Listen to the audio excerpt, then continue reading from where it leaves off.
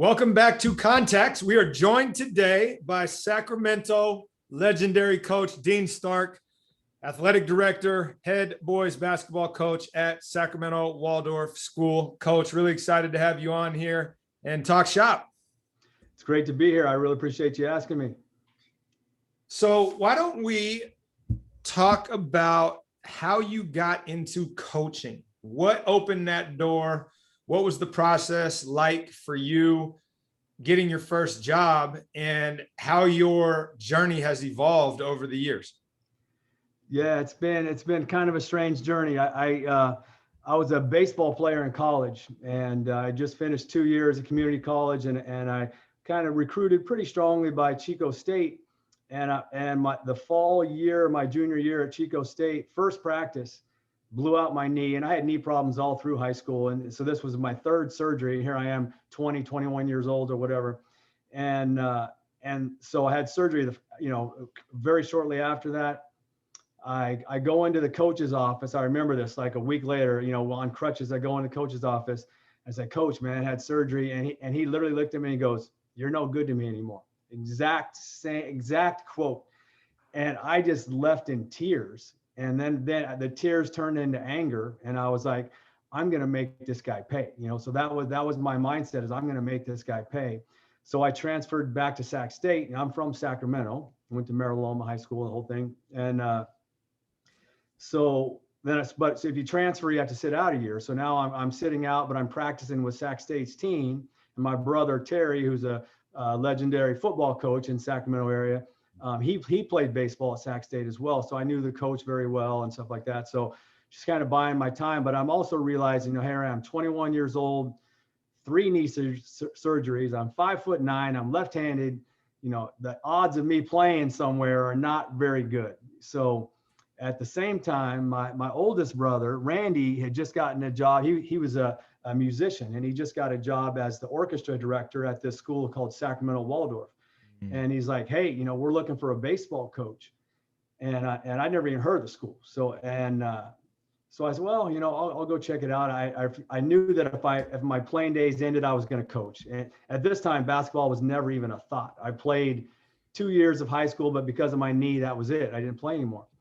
So I go to Sac Waldorf for the interview.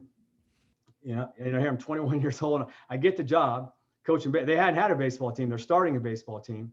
So the hiring committee, they take me out on the field to show me their field, and they don't have a field. They have like a patch of grass, and their Beverly the cow was on the grass, and there's no pitcher's mound, there's no dugouts, there's no anything. And I'm looking at myself, I'm like, "You've got to be kidding me," right? But what else am I going to do? I knew I needed to start somewhere, and I said, okay, well, this will be a good experience. I'll coach here for a couple years. Go to a big Division I school, coach for a few years, and then coach at the college level. At that time, I felt like I was gonna be a college baseball coach. And so that's what I do. I get the job, I coach, and I end up loving it. And I just really connected strongly with the kids. Most of them had virtually no experience, but just totally committed. And that's kind of a funny thing too. The school, which is a private school, K through 12, in the high school, we had about 120 students at that time, co-ed, so it was really small. But the administration and the faculty, it was the faculty-run school, when I met with them, they were kind of giving me a picture of what their sports program was going to be. And it was like, well, we were hoping that we have a chance to win 50% of our games. And I was just like, and we're practicing twice a week. And I'm like, first of all, we have to practice 5 days a week. That's non-negotiable. It has to be. And I'm sure that you guys hope that your students don't get 50% on their tests, because that's an F, and they said, okay, that's a good point. So I got them on that one. But so we ultimately agreed to 4 days a week because they were really concerned about the competitive nature of sports at that time, and how crazy the student body might get into it, and would it take away from their studies, because they're a very rigorous academic program. So ultimately agreed on 4 days a week. The season went amazing. I really loved it. I said, okay, I'll come back again. And then the very next year they said, "Hey, can you coach basketball?" I said, "Sure." So that was the time where that really I realized, even though I played a couple years of high school basketball, I did not know what I was doing. I mean, the difference was night and day, even as a player, from a baseball player to a basketball player. Instantly, I knew I was over my head, over my head, getting crushed the first year. And I said, I don't like this. This is this. So I need to do something to get better. And so, so that was my introduction on kind of how I got into basketball, was literally by coaching baseball. And then the school had a need, and I said I would fill it. So, I started coaching basketball in 1986, and now I'm at the same school, and now this is 2021. So I've had 34 years. I took 1 year off, and now this year I'm not coaching because of COVID, but 34 years, man. Wow.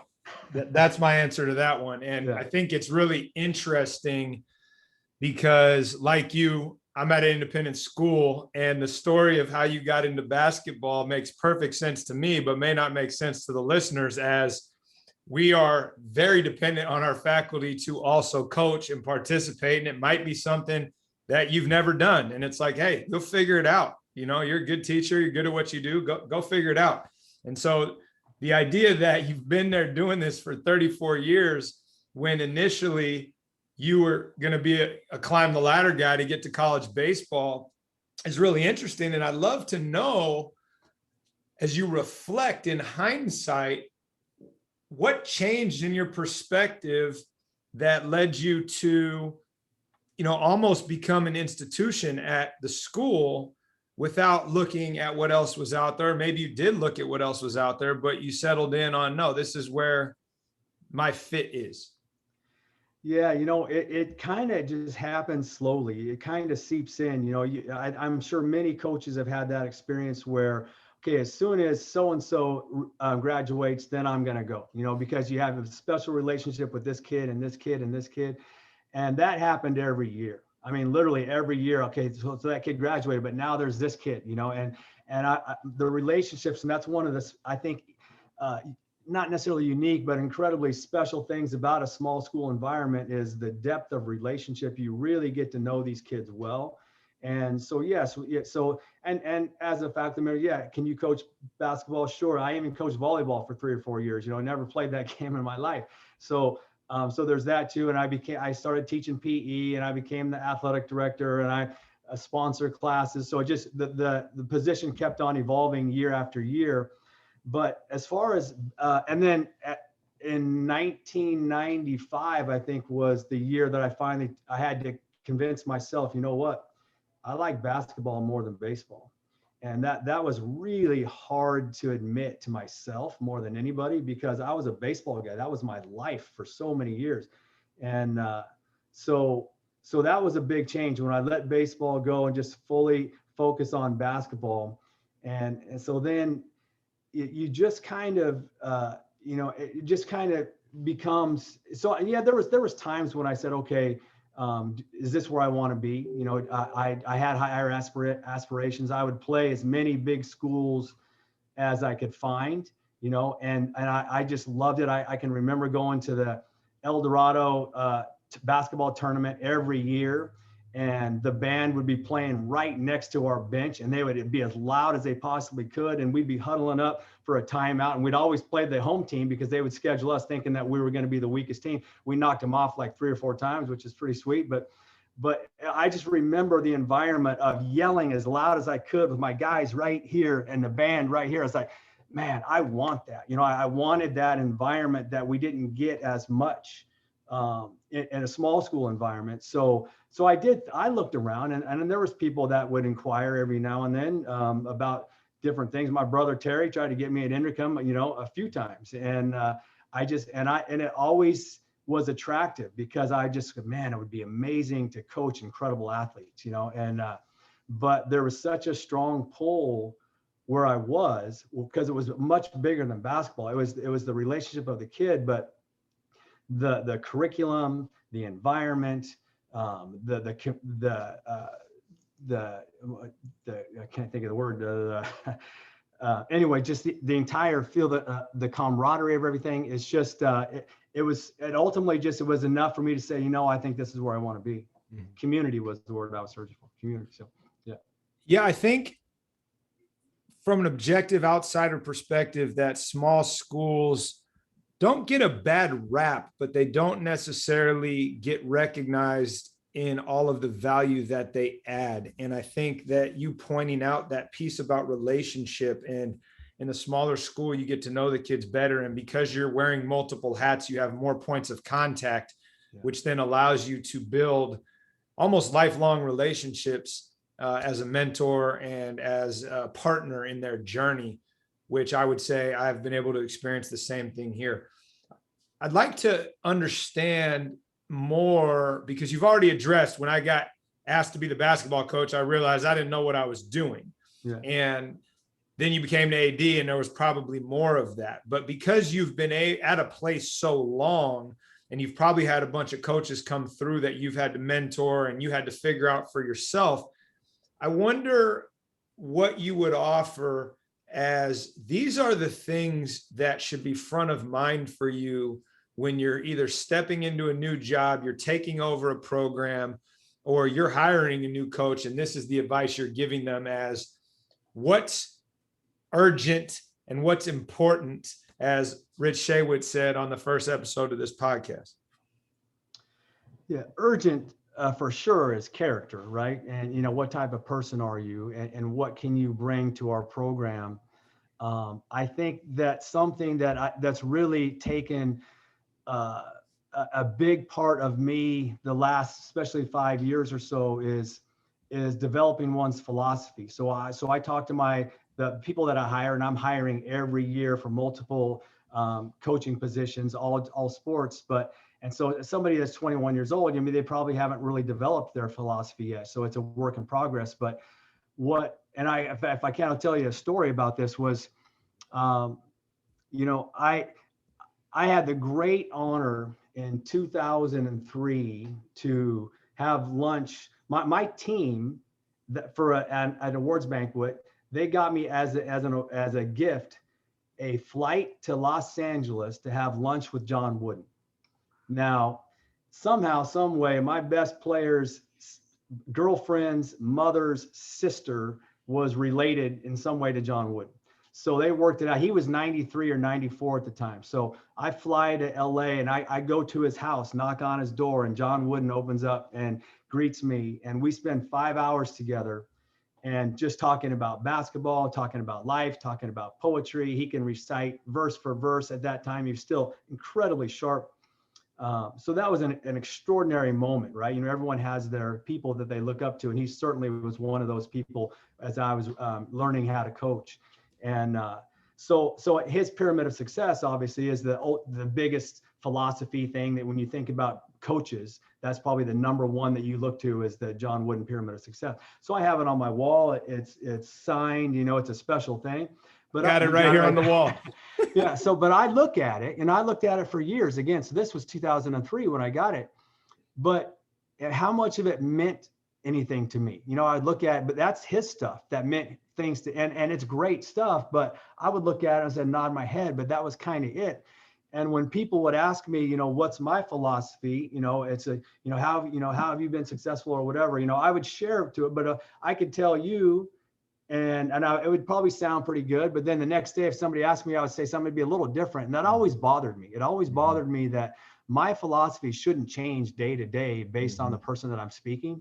So that was kind of in the back of my head. And then I read a book by Pete Carroll, the coach for the Seahawks, and he was talking about a similar thing, how he read Wooden's books. He had met Wooden many times, and he started thinking about Wooden's philosophy, his pyramid of success. And then that Carroll was saying, like, that was his aha moment. He needed to do that for himself.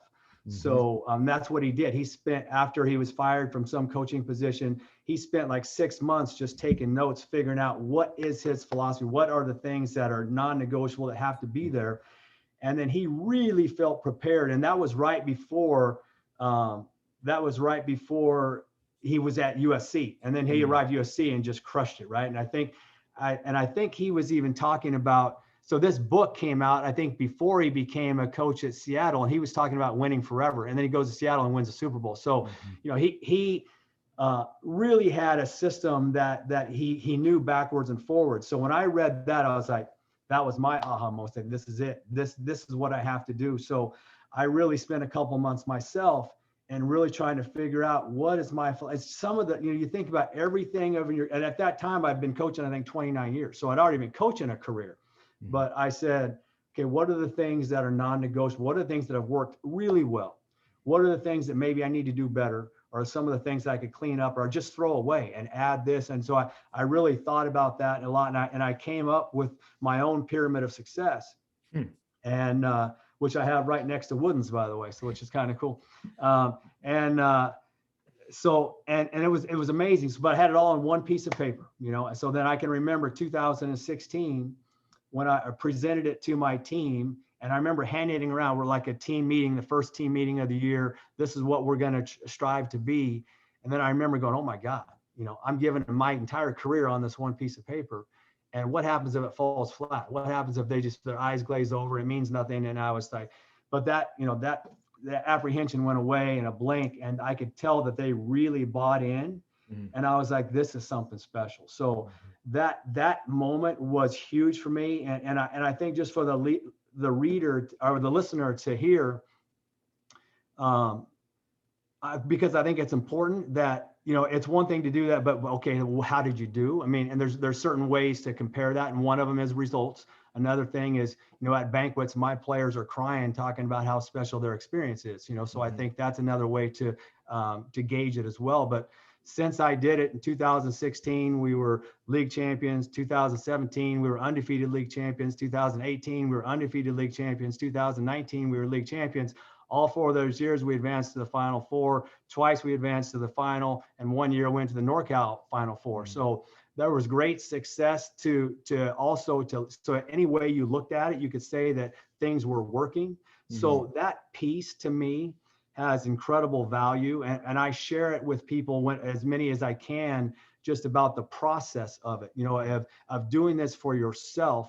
And again, if you're a 22-year-old, it's going to maybe be a shorter process because you don't have as much experience to bank on. But for somebody that's been in it for 5 or 10 years, I think that could be an incredibly important piece to kind of figure out who you are as a coach.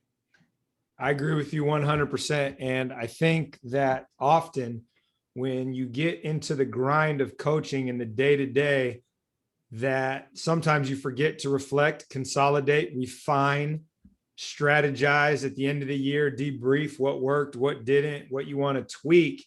And often until you're looking at potentially another job, that would be the first time you really start putting that stuff together. And I think often, you mentioned 29 years before you sat down and put this in writing, but a lot of this was probably things that you were doing, you just couldn't articulate. And I love the way you said, my answer shouldn't change based on the audience, which I don't think it probably was, but your answer wasn't as refined in regards to, here's my philosophy, here's my mission statement, this is what I live out every day, which probably provided great clarity, which then your team was able to go out and execute what those non-negotiables were.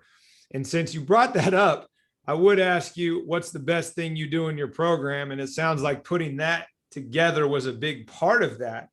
But for the listeners and for the other coaches on here, what can you offer that is a transferable, possibly tangible, maybe it's intangible, way in which you have found something that you do or one of your other teams does, maybe departmentally, that has a large ripple effect on creating culture that you could offer other coaches based on your 30, 40 years of experience? Yeah, I absolutely. I think that it's my belief that most coaches, especially if you're a varsity head coach, you're probably pretty good with X's and O's. You probably understand how to teach fundamentals in a good way. I'm sure there's some that are better at it, some that could improve. But I think everyone probably has a pretty good knowledge and expertise of that. And so for me, I've always felt like a thing that could potentially set my teams apart was our commitment, was our passion for what we do. And so I think one of the things that I feel like I do best for myself is inspiring my players. So I'm always searching for ways to inspire. And I think that, and I'll give you an example, I don't know if you've ever heard of a masogi. Hmm. A masogi is a Japanese purification ritual, and it's the definition has evolved over the years. And so there's many different definitions, but the one that I'm most resonate with is one that you're trying to do an incredibly challenging physical feat, and you don't know if you can do it, right? So it's going to be so hard you don't even know if you can do it. And I heard about this by Kyle Korver, the NBA three-point shooter. He does one every summer. And the one that I read about was he and a couple guys, they went out into a boat on the ocean. They're out in the ocean waves, but they're only 10 feet deep, right? But they have an 80-pound rock, and they tie it up on a piece of rope and they drop it to the bottom. 3 guys. One guy is in the boat, one guy's treading water with a vest on, and another guy jumps in, gets to the bottom, picks up the rock and starts running. And he's running on the floor, ocean floor, as far as he can run until his air blows out, drops the rock, goes up, and the other guy goes down, starts running, and they just rotate the 3 of them. They did a 5K. They did a 5K running with an 80-pound rock, took 4.5 hours, and because they didn't know if they could do it, right? So it was an extraordinary accomplishment. And I read that and it just kind of blew my mind. I was like, and I'm really into like physical challenges to myself. And so my first thought was, okay, what can I do? But then I thought, well, I don't want to do just a one-day thing. I want to do like a few weeks or something. And then I thought, well, what can my team do? So I've had probably the last 4 or 5 years, I've had my team do these masogis, these team masogis, where they determine what they're going to do, something they don't know if they can do, and they have to complete it over X amount of weeks, right? But I just took on the greatest challenge ever with my guys over the pandemic, because I knew that we're shut down, right? And I heard what's the coach for the he was for the Clippers, Doc Rivers. And he said, we want to win the wait, because everyone's waiting. He said that, and that really kind of resonated with me. So I said, okay, we need to win the wait. And so I had them do a 20-week challenge. And because it was a masogi, which is a Japanese cultural thing, I kind of had a Japanese theme on it. I said, hey, if we can do this for 20 weeks, I'm going to take you all out to Arimato, which is a Japanese restaurant, right? But you have to achieve X amount of workouts over these 140 days. So, and I really believe with school being shut down, you're not working, you're staying home, you guys can do at least 3 workouts a day. And the workouts can be, they're not all basketball. You can be lifting weights, you can be running sprints, you can go for a run, you can get your shots up, whatever. And if you do that, and I had 13 players, these 13 players do 3, it was going to be, I can't remember, 4,000 some odd workouts, then you're going to accomplish it. And whoever gets the most is going to be like a samurai warrior. The next person is going to be whatever the other warriors were down the list. So this was this amazing thing. And we would Zoom every Sunday, and I would collect okay, Billy, how many did you get? Bobby, how many did you get? And we would keep track of the numbers. I had 13 guys for 20 weeks, totally committed. And they were totally on it, to where we crushed our goal by 1,000. So we averaged 3, each kid averaged 3.5 workouts per day for 20 weeks. Again, you can, I don't know how hard they were going. I don't know how long they were going. I don't know how much of it was basketball, that type of thing. But I said, hey, these have to be legit. And I'm hoping that you guys can, have some basketball in this on a daily basis. But I thought by September 7th was when it finished, that we would be back in school and we'd be getting ready to go for a season and we'd be fired up. And all of that was true, except we weren't ready to go back to school. You know what I mean? So that was an example of, the culture that we have built here, and because they really know that I care, and they really know that it's important. And also that I am not just speaking it, I live it, because I do those challenges myself. It's just, maybe in different ways, because I can't run sprints anymore because of my knees or whatever, but I'm still pushing, so I think that there's that respect in there too. So I think that, to me, if there is anything that sets Sac Waldorf apart from other small schools, it's the culture that we have, that we really are committed to what we do. So many things I love about that story, and I'm just going to touch on a couple of them. So the story that you mentioned from Corver is traditional big wave training for surfers, right? Working on staying under, and they adopted that. And the listeners, please don't do that with your kids in the ocean. That's probably not going to be a good thing, or a pool. But the way in which you were able to get these guys to commit to something greater than themselves, it was a team effort. But it also had individual improvement for those that wanted to commit. There was inter-team competition. We used to do something like that at El Camino. It's called the Ironman, and it was this long challenge that was designed to do the same thing. And the other thing, just personally, I just got propositioned by my assistant AD yesterday to tackle David Goggins' 4-4-48 challenge, which is 4 miles every 4 hours for 48 hours. So by the time this runs, hopefully I'll be able to say that I completed that, but it's definitely something that I don't know if I can do. So I love that. And it's funny because the listener's not going to see this, but you have a poster behind you of that term. And it's awesome that it means that much, that it's prominent in your space, and it's something you go back to help build your culture. It takes me to my next question, which is, as the athletic director, you're uniquely positioned to watch, observe, offer feedback, take notes on all of your other sports, all of your coaches, in addition to the traditional networking that we like to do as coaches to try to figure out how to get better. So I'm curious if you have a couple of things you can offer that you've learned by watching other coaches that may or may not be basketball coaches, because specifically, I feel we often ignore the translatable aspects of coaching that may not be in line with our chosen discipline. Yeah, and I think I'll talk about, I've been talking about myself this whole time, but I'll talk about myself again just briefly. Is, when I was a younger coach and I would play in all these bigger schools, I remember the one coach that really stood out to me was Terry Battenberg. And because, one, he would play us every year, and he was at Pondo and he was at another place, but he's Ponderosa, and he would always play us. And I just so appreciated that. And if he could kill us, he was going to kill us. He was not going to, this is a little team, we're just going to be easy. He full court press in the fourth quarter up 18. It didn't matter, and I liked that. And his team played so hard and so physical. But what impressed me so much about Terry was he was sitting on the sideline, almost like John Wood. He was sitting there without saying a word, and his players are playing as hard as they possibly can. And that just blew my mind. It's like, how does he get his guys to play so hard?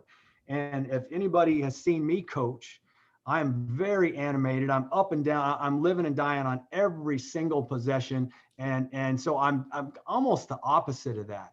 And so that was a goal of mine was, can I be more like Terry? And here I am now. I'm 50. I just turned 59 2 days ago.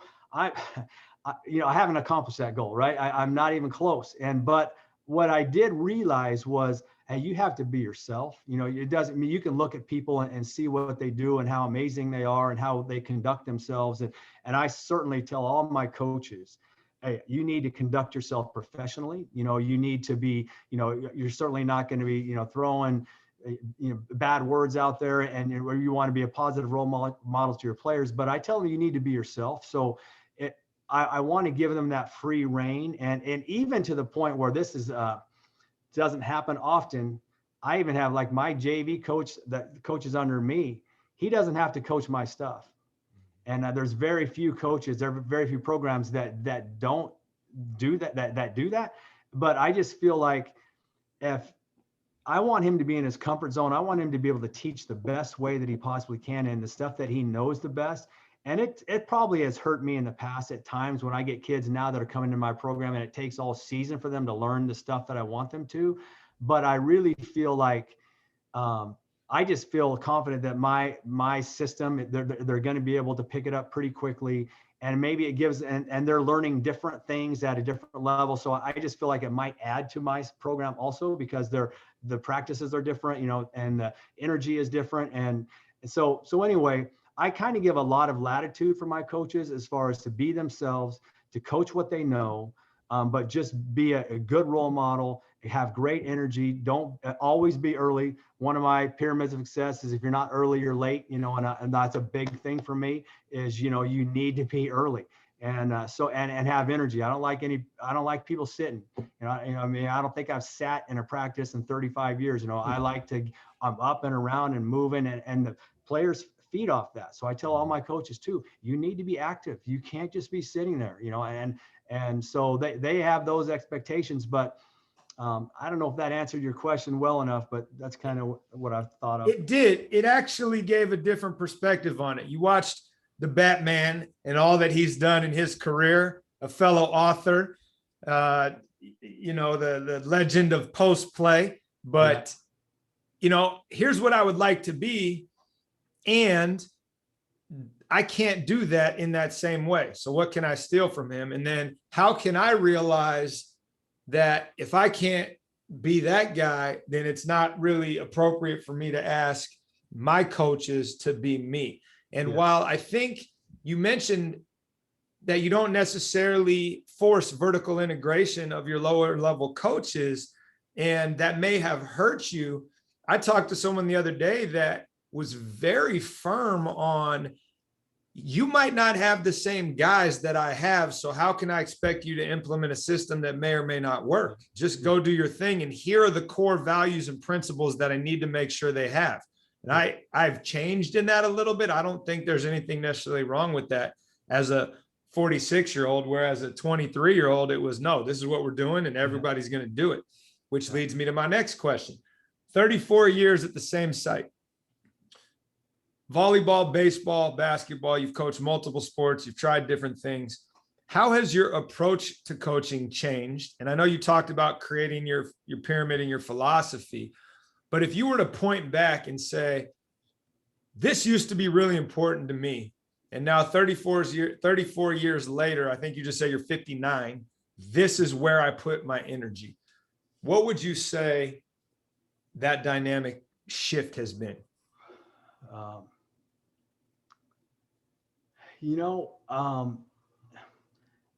I wish I could tell you there was some moment that the clouds broke through or the sun broke through and I was like, oh, I see it now. I really feel like in some ways I'm the same coach. I'm certainly, in fact, there was a coach at Argonaut High 1,000 years ago, is Manny Hernandez. I remember him saying, Coach, if you coach like you do every game, and I'm probably 26 at the time, whatever, you're not going to last 5 years in this profession. And I was like, okay. And so, and he got out way sooner than I did. I'm still going. So there's that. I think that there's some people have just set ideas on how you should conduct yourself or whatever. But I never got into this with any expectation. I was a baseball guy. I was just like, okay, I'll do this. And I gradually learned to love it. And now it's, so I think the biggest thing that has kind of haunted me is learning how many wins that I got, and counting them up one year. I didn't know until 2003 when I started counting them, because I was like, man, if I get X amount, I'll have 300 in 2003. And so that's changed to some degree, but I still feel like I'm the same coach that, I just want to make the experience special. It's like that's been my overriding principle over everything. How can I make this experience the most special that my player has ever had? So that's the biggest, it's a very general comment, but that's kind of what that spurs me. In fact, you mentioned David Goggins, which I think is phenomenal. If you do that, props to you. That's amazing. But the book that I wrote recently is called Uncommon. And the title of that, it comes directly from a David Goggins quote. And it's like, be uncommon amongst the uncommon. And when I heard that quote, because I read that book, and it just stopped me in my tracks. I said, wow, that's my mantra for this coming season. I need to be uncommon amongst the uncommon.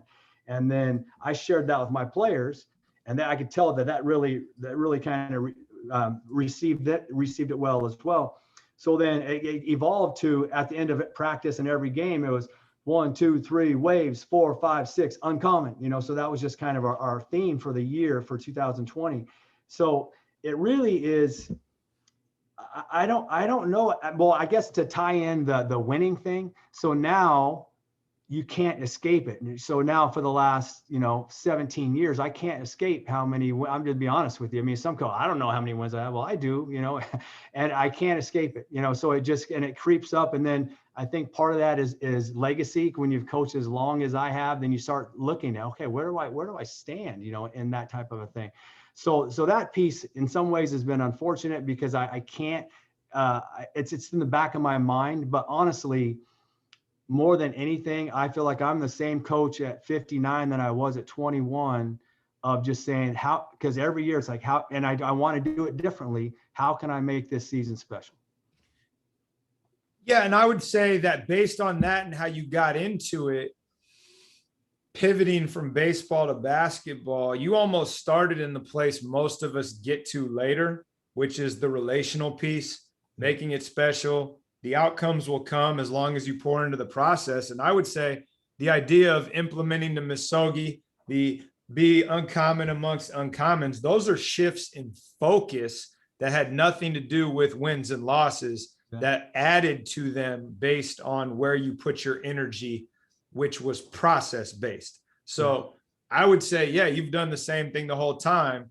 And you've made little shifts along the way to reinforce as there's this outside noise focusing on, oh, Coach Stark's getting to win number X. It's like, no, we're going to refocus on the process of what got us to this point to begin with. And I think that's actually really important that you're acknowledging that this is a distraction and I can't tune it out even though I want to, but here's what makes us special and here's how we deliver that experience to our kids.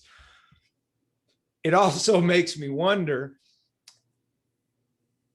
since you've been at a place so long, and again, a school like ours is so very different than the average school, if there are things, and let's call them stumbles that you've had, some failures that maybe you look to that were transformational in the way in which you approach things, and maybe even not even basketball, but it's like, yeah, actually, I can remember this moment, which was an aha moment for me in helping me have the success we've been able to have. That's an interesting question.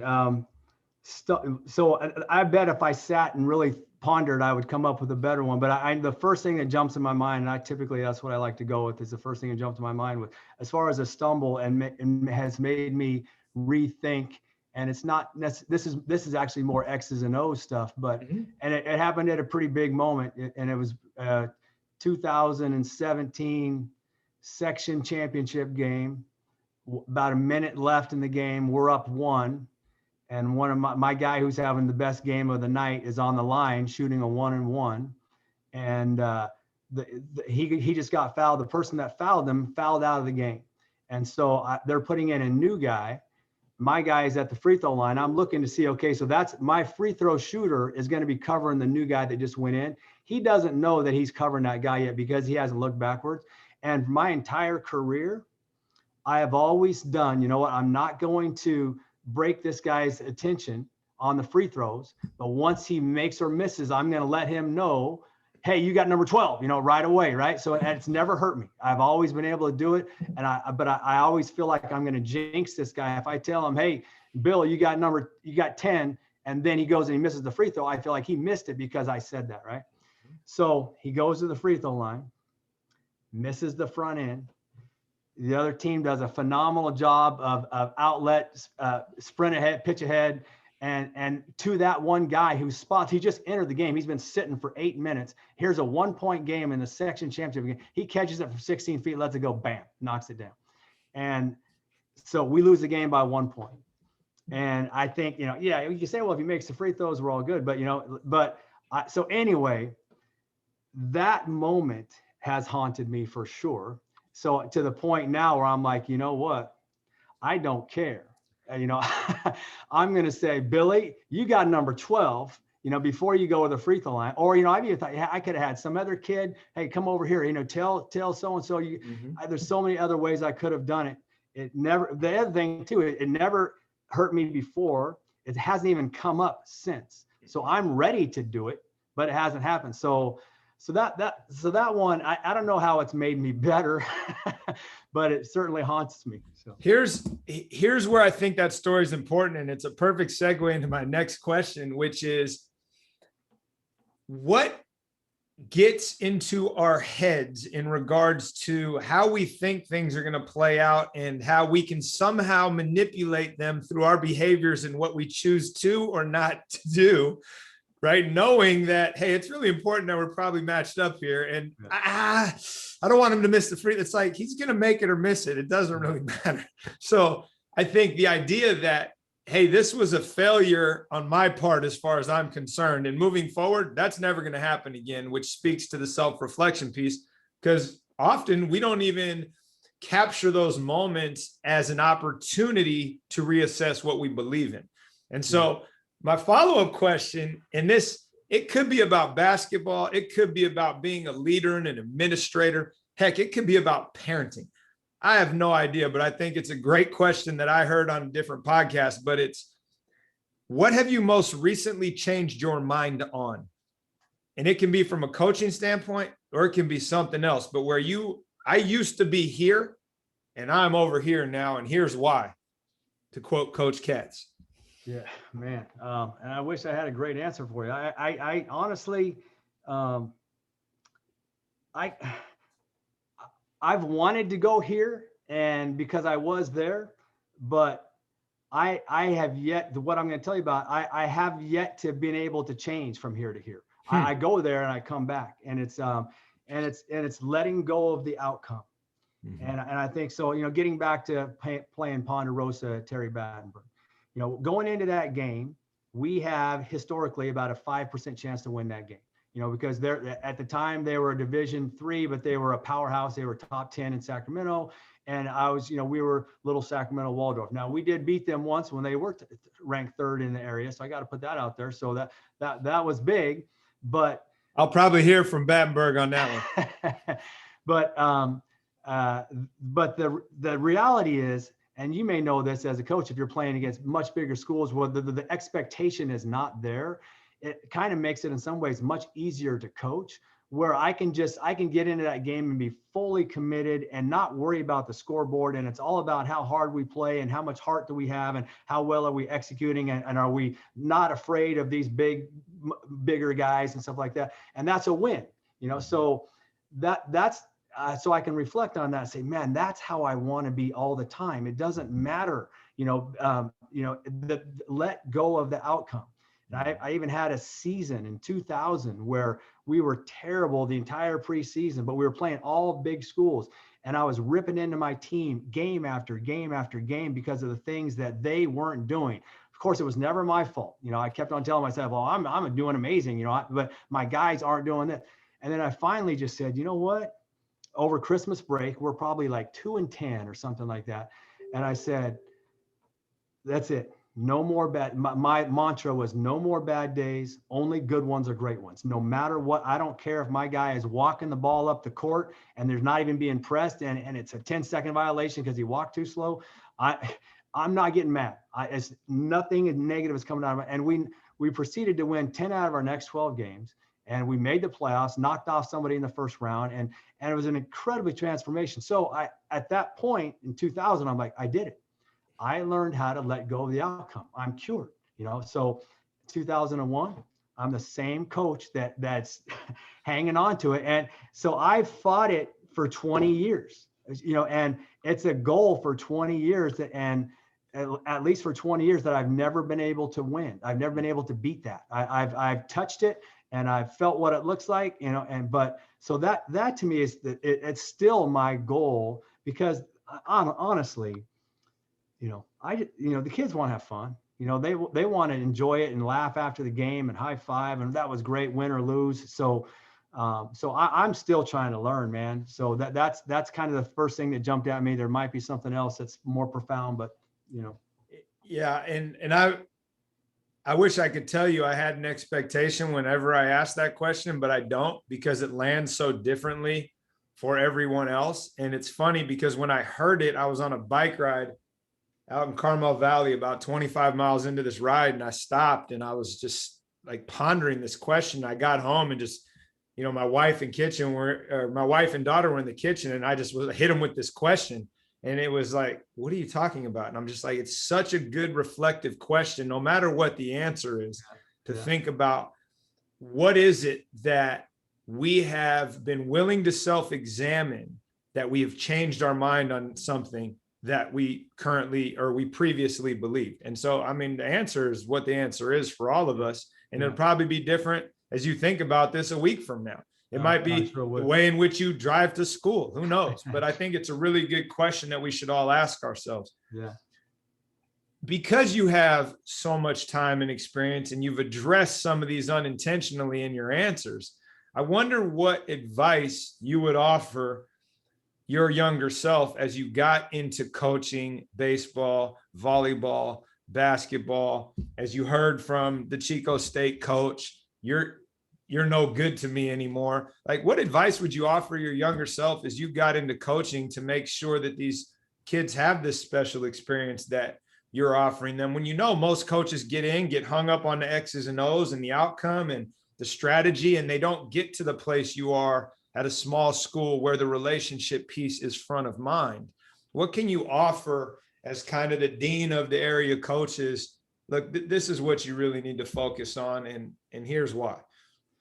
Yeah, I'm such a great question. And I feel like I have kind of alluded to it in different ways throughout this conversation. But, part of it is, if you can't, developing your philosophy and who you want to be. But to me, it really is relationships. And, I feel like I look back as an athlete growing up, and playing into my mid-20s, semi-pro baseball and stuff, and have all the coaches that I've played for, and taking away, some of the great things and some of the terrible things. I had a coach in college that I don't know if he ever praised me once in 2 years. But I also know that I was closer to him than any other coach or any other player.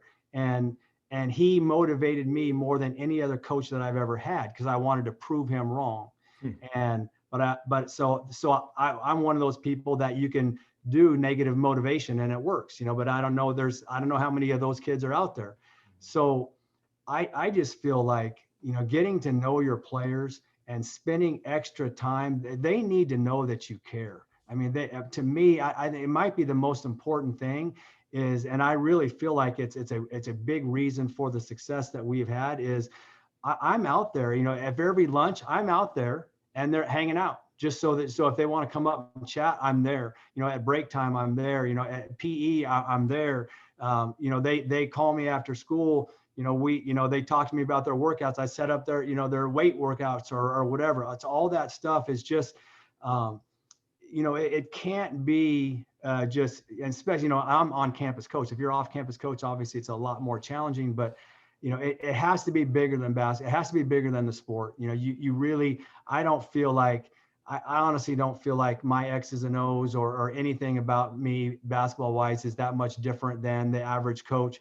I feel like if there is a separation, it's, how I relate to my players and how committed I am and how creative I am in figuring out ways to show how much I love them, and whether it's, sending them personal quotes on a regular basis, or just, I used to write on a little piece of a candy bar, and I'd flip them as I'd walk down the hallway, and they'd have their own personal note on a candy bar. And I can't tell you how, if there's a coach listening to this tonight, hey, that's one great idea. If you're going to grab anything, just do that. And it's going to be powerful. It's so powerful because it's not just because, I got candy. It's because that coach took the time to do this individually for me. And it's a personal message to me, man, those things, I just had a Zoom birthday party for a 50-year-old who played for me in 1989. And it was last night. It was a surprise thing. And they were just talking about what special memories they had, in 1989 and how much I played a part in that and how I made it special for them. So to me, almost never do they talk about the winning the league or, stuff like that. It's just the personal relationship. Yeah, and I would echo that in regards to, I got a text yesterday from one of my guys that's having his second kid and sent me the ultrasound and is super pumped about it. And we make mistakes, and we've probably unconsciously sabotaged some of those relationships, but recognizing how valuable that is and how that's what these kids latch on to is really the best advice I think any of us could give young or older coaches shifting jobs, taking places on, is that time is not only our most valuable resource and unrenewable, but it's also the only way in which you're truly going to develop a relationship with our athletes and even our coaching brethren, is by spending time together, and be it on Zoom, be it in person. But that note that you write to those kids is probably something they hold on to and will remember when times are tough. So I think that's an awesome share. I want to ask one more thing before we get off, and I really want to do this because of the time you invested in putting this together. But your book, as you mentioned it's your second book, but what is the value add that this book offers to the reader? And what would you say is the best thing or the takeaway that you're hoping people get from this, and where can they find it, and how can they support this project? Yeah, I appreciate it. So again, the book is called Uncommon. I think I shared that story about the David Goggins quote, and it really it chronicles my last 20 years as a coach. Just just a little bit on the success of it, but then and what's different, compared in contrast to the previous book about competition and age appropriate stuff like that. But it really does get into I had my players have read it. And the goal being that I wanted them to be super inspired going into their season. So it was going to be ready to go in November of this past November.